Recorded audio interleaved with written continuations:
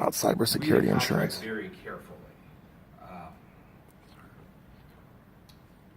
As with all insurance, right? So let me give you examples of what happens in other areas.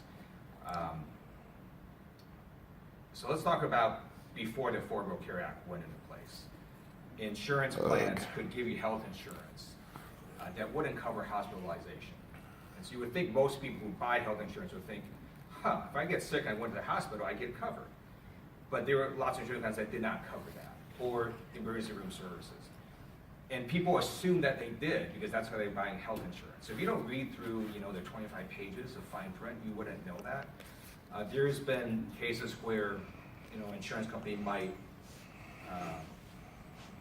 for example, cover certain things that you thought were covered, but because it was caused by something else, it's not. So just in terms of cybersecurity, I think you just have to be very careful about exactly what the contract says. But I'm not opposed to it. I think it could be a really good idea. It just depends on how the insurance is written and whether it in fact will actually protect you if something bad were to happen. That's it. So we hear a lot of different issues associated with cybersecurity. So what do you think is a bigger impact to smaller businesses? The concern around ransomware and how we can protect ourselves there, or identity theft? It seems like both of them are really topical issues. Yeah, especially the identity theft.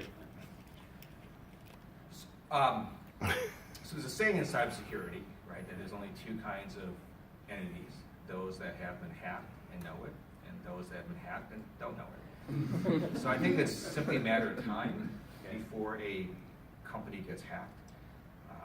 I think ransomware is definitely a problem. It has spiked dramatically. Identity theft is not sort of as much a business issue as more a personal issue. Like they'll,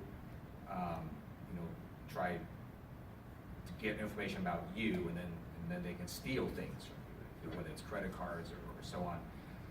The reason you'd be concerned about identity theft as a business is because an employee gets compromised, and then someone else is entering your system who is not actually your employee. So that's why a business would be concerned about identity theft.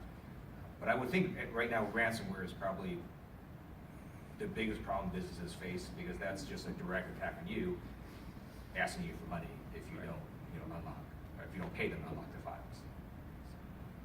Yes. So if somebody from a foreign country does a ransomware against you, they somehow find out who it is, but what's the recourse there? Because they're in a different country. Do we have any kind of recourse? That is a great question. It's something we're trying to figure out. So all of you may have remembered when Sony got attacked, and the media reports have now publicly said that North Korea did it. So now the question is, well, how do you respond? How does Sony respond to a foreign government? What does the United States do? We had so I had a classified briefing last year that Will Hurd set up, and the topic of classified briefing was called Digital Acts of War.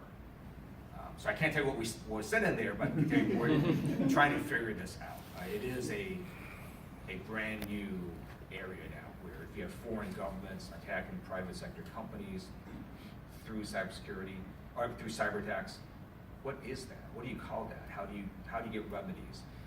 One thing that did happen is last year, President Obama and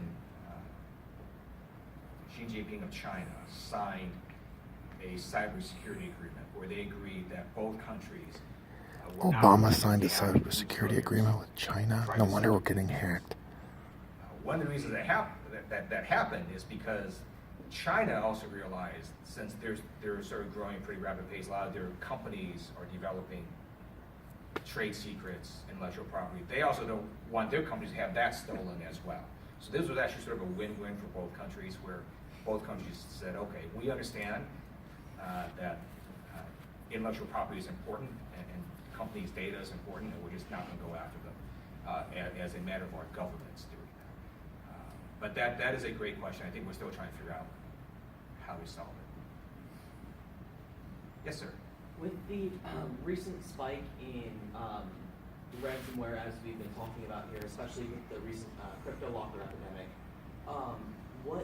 what areas have you seen in terms of small businesses been most affected? Because I understand it's mostly like hospitals and these larger corporations that are getting affected by these sorts of things. But in terms of small businesses, what areas, what fields are most susceptible to this sort of thing?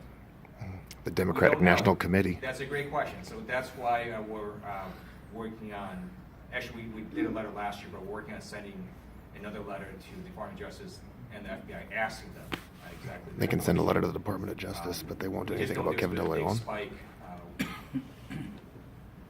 My sense is if you have data and files that you cannot live without for a matter of a few days, then you're susceptible. So, you know, I would just highly recommend keeping a separate copy in a place that hackers probably won't be able to find. So with that, thank you so much. Oh.